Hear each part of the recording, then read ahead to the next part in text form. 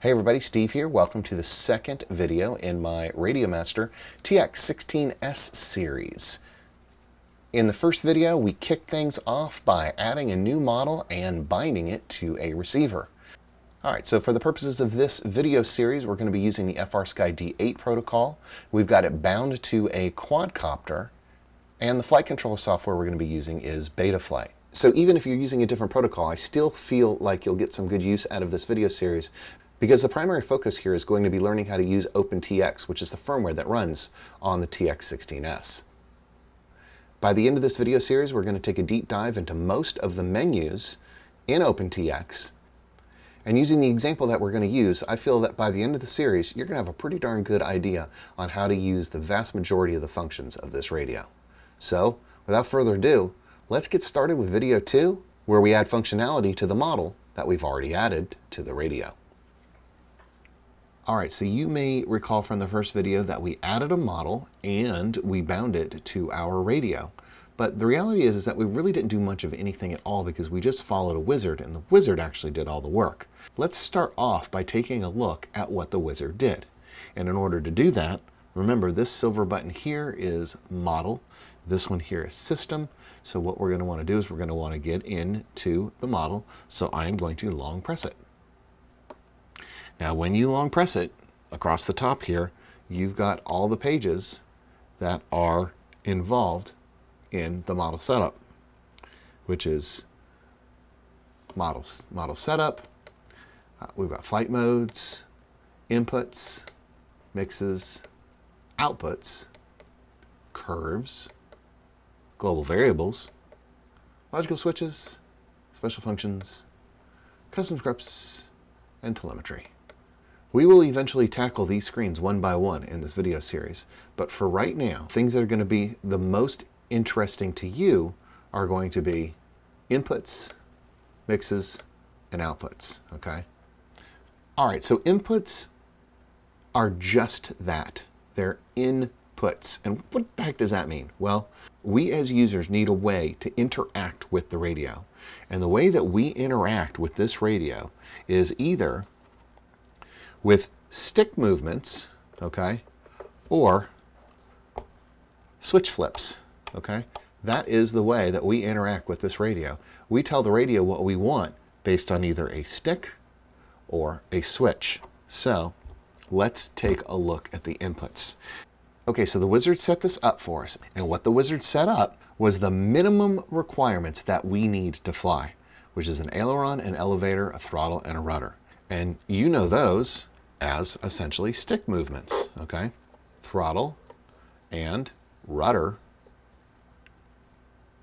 elevator, and aileron.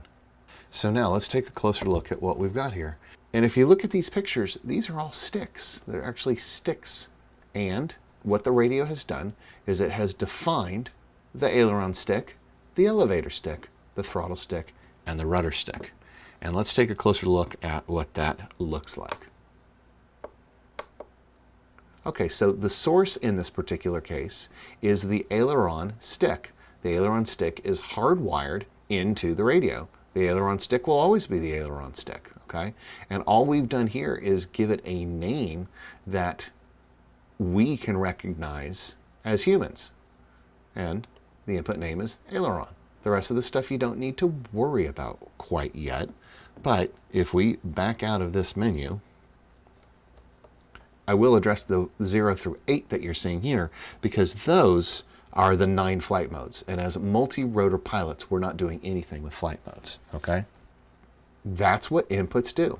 Inputs define the switches and the sticks that we're using so that we can interact with the radio and control it to have some sort of predictable outcome. Okay, so a lot of people get hung up on the mixes screen because it looks so similar to the input screen, but they are very different. The mixes screen is a way to map the input sources to specific channels so that the information can be passed from the radio to the receiver on the quad. We know that our receivers have a certain number of channels on them, and this screen is where we are defining those channels. And for our first 4 channels, which are our mandatory flight requirements, the setup's rather simple. All right, so we're back at the input screen, and if inputs and mixes are still a little bit confusing to you, don't worry about it. It'll take a little time for it to kind of cement into your brain. But I think that as we add some examples, that will help tremendously in getting you to understand how these things work. But here's what we need to know so far. Aileron, elevator, throttle, and rudder, those are all stick movements. And that's basically all of our stick movements, okay? So at this point, we're going to be adding inputs, but we're going to be adding inputs with what we have left, which are switches, all right? So let's do a 2-position switch. And what we're going to add right now is an input that will either arm or disarm the quad. So let's go ahead and do that now. So we're on 5, and I am going to long press to get to this screen right here. And now I'm going to quick press, and I'm going to call this arm.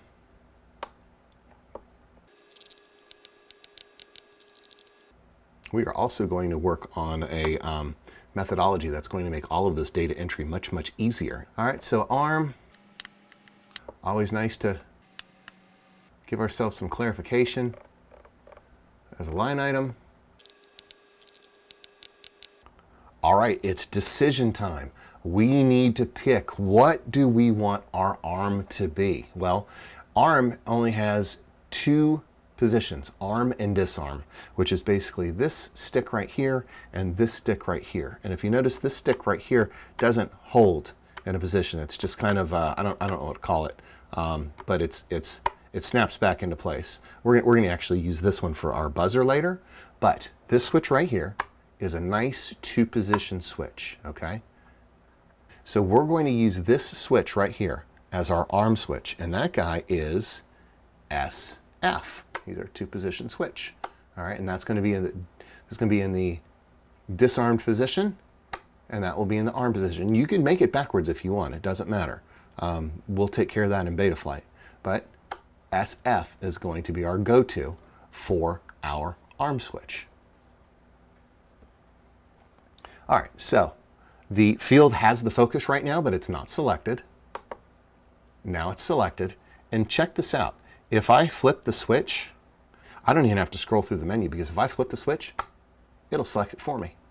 And there it is, SF, okay?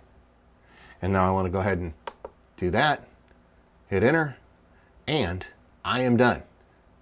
I have effectively told the radio that I want to use SF, and I'm going to call it something called arm. Now the arm switch is not hardwired into the radio like the sticks were, so we're going to have to further define this. Okay, so let's go back and look, there it is, our SF switch. Okay, so we have now created an input to where our fingertips can flip a switch and talk to the radio.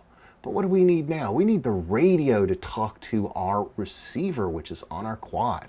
And in order to get those guys to get talking, all right, we need to go to mixes.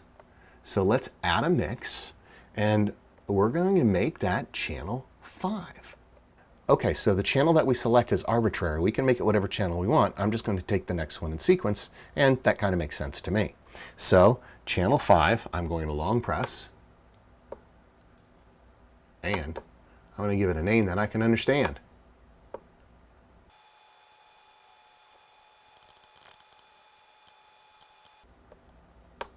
I'm going to call this armed, okay? So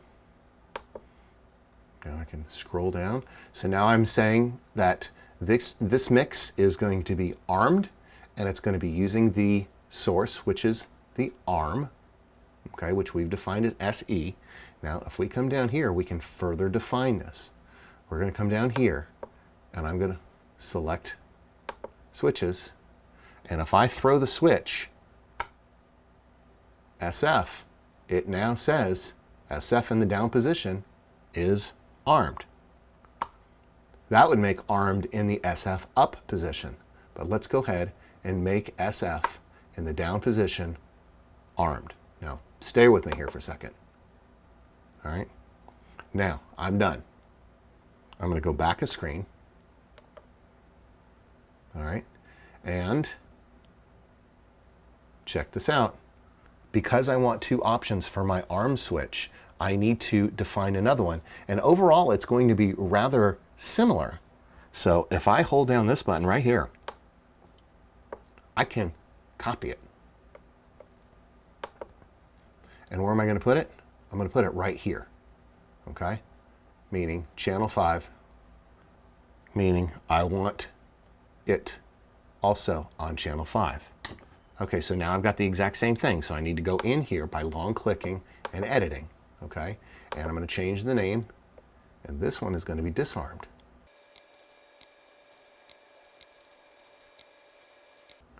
Disarm. But I have to tell it, when is it disarmed? Well, it is disarmed when the SF switch is in the other position. So I'm going to select this, and all I need to do is throw the switch like that, and now it has SF, and now it has SF in the up position. I select it, and now I want to go back. And there it is. Channel 5 is now defined, okay, as my arm switch, because that's where we defined it on the previous screen, right? So here we've done two things. We have told the radio what channel we want to kick arm out as, and we have further defined the mix in terms of the mix of the switch. If SF is in the down position, then we're armed. If SF is in the up position, then we're disarmed. And that is because we selected the SF switch in our inputs. This is us communicating with the radio, and this is the radio communicating with the receiver on the quad. Now, we have to further define this in Betaflight, and we'll get to that step, but for now, let's add one more. Let's go back to inputs, and let's do a flight mode. So in order to do a flight mode, we're going to come down to 6, long press.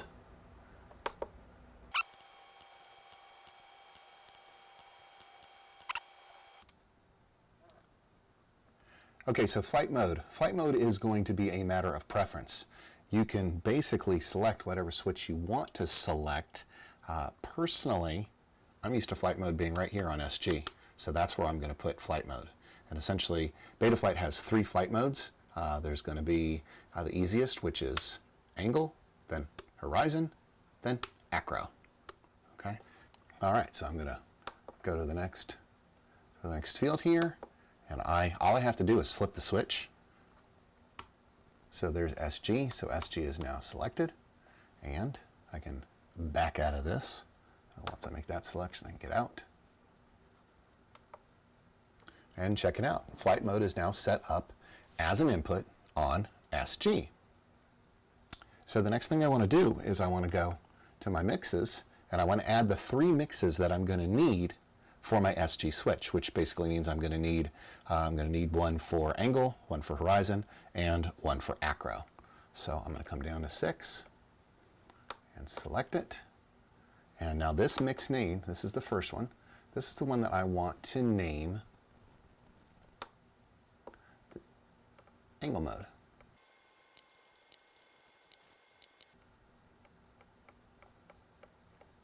And I'm going to come down a switch, I'm going to click switch, and now this is, once again, personal preference. I prefer for angle mode to be in the up position. And I don't have to search for it through the menu, I can just flip the switch, okay? So my angle mode is going to be SG in the up position. Get off the field, back out one, and there I am.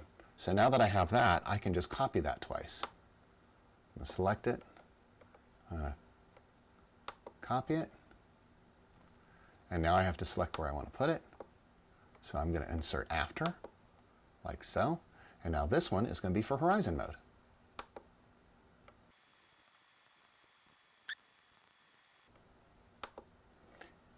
And for horizon mode, I want the switch in the middle position. So there's my SG in the middle position, select it, and back out. All right, so we've got angle, we've got horizon, and now it's time for acro. So I'm just going to copy it again.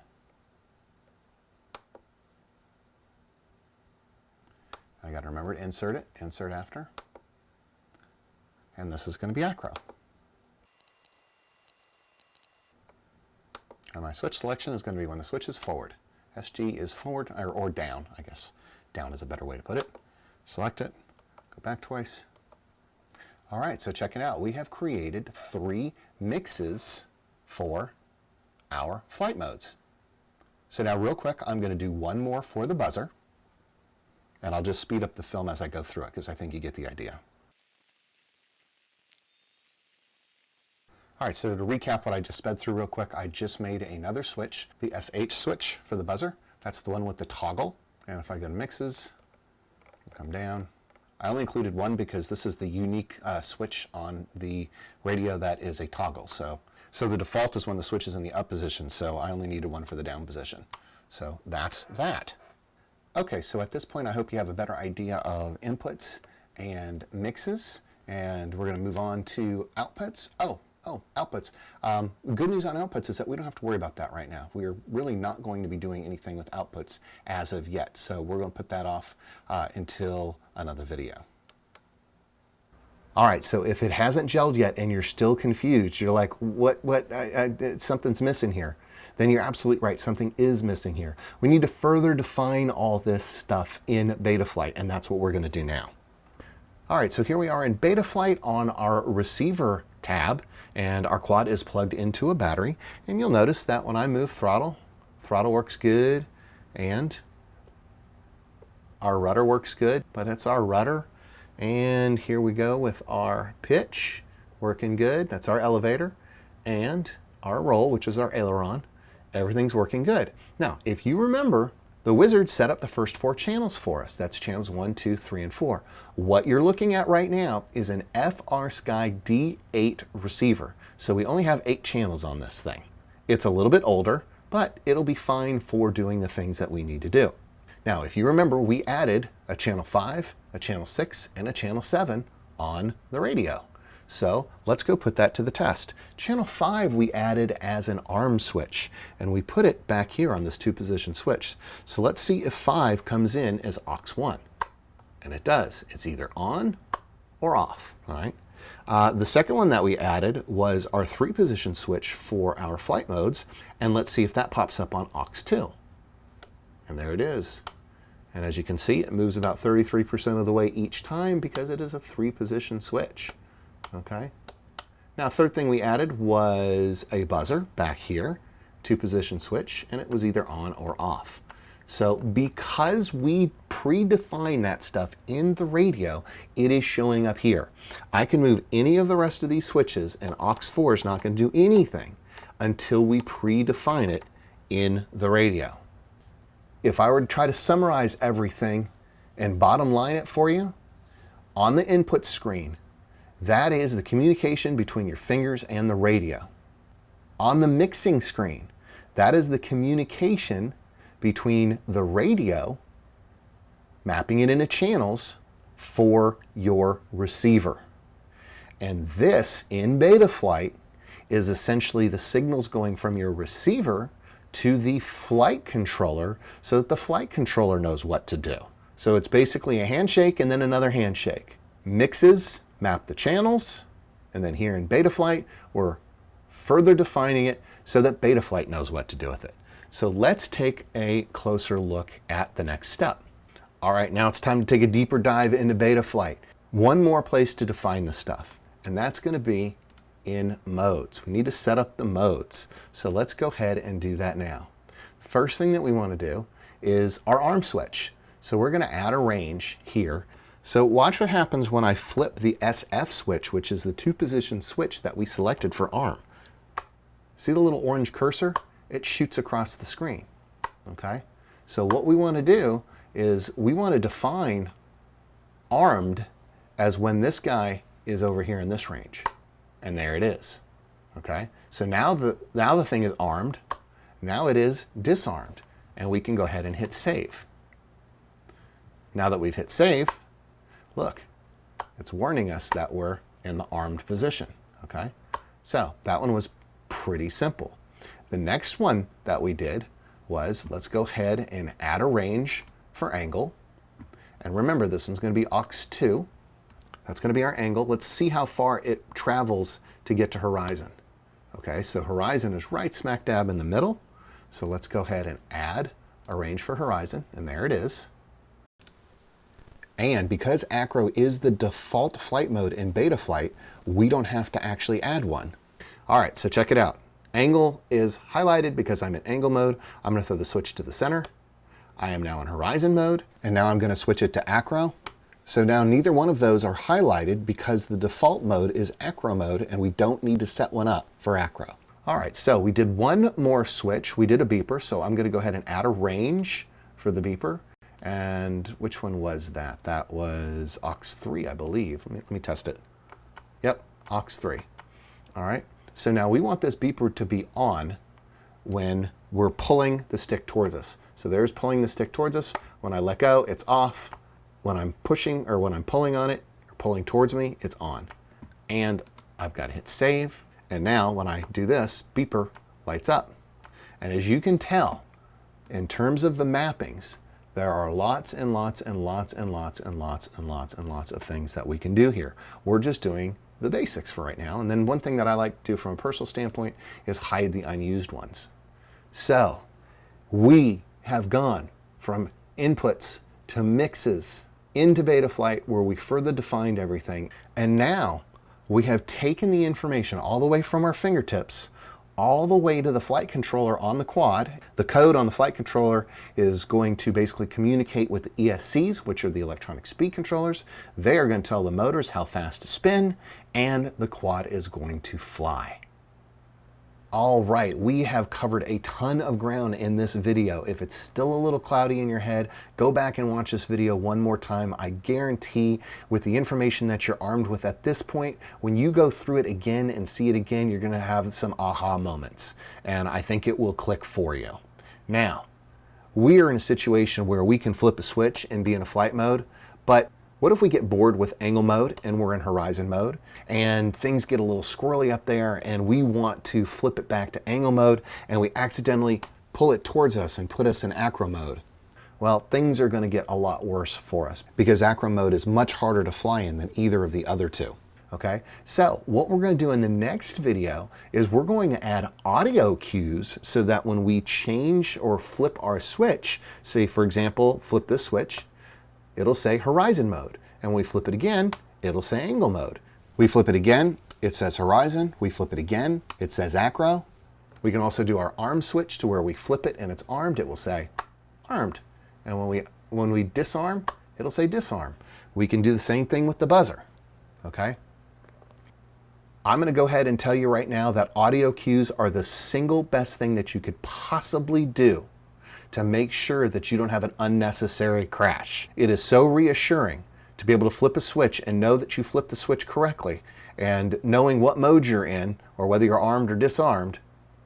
It's just huge. So do me a favor, comment, like, subscribe, hit the little bell so that you get notifications of future videos when they come out, because after I do the audio cue video, we're gonna take this a lot further using logical switches and special functions. And essentially what I'm going to do is I'm going to set this thing up to where I can tune my PIDs in flight using 3 switches without ever having to look down from the radio. And the way I'm going to do that is through special functions, logical switches. So we're going to be setting up some more inputs, we're going to be setting up some more mixes, and we are going to get deep into the logical switches menu, and we're going to get deep into the special functions menu. I'm Steve. I hope you enjoyed the video. I'll be making the next one here in the next day or so, and I look forward to seeing you in the next video.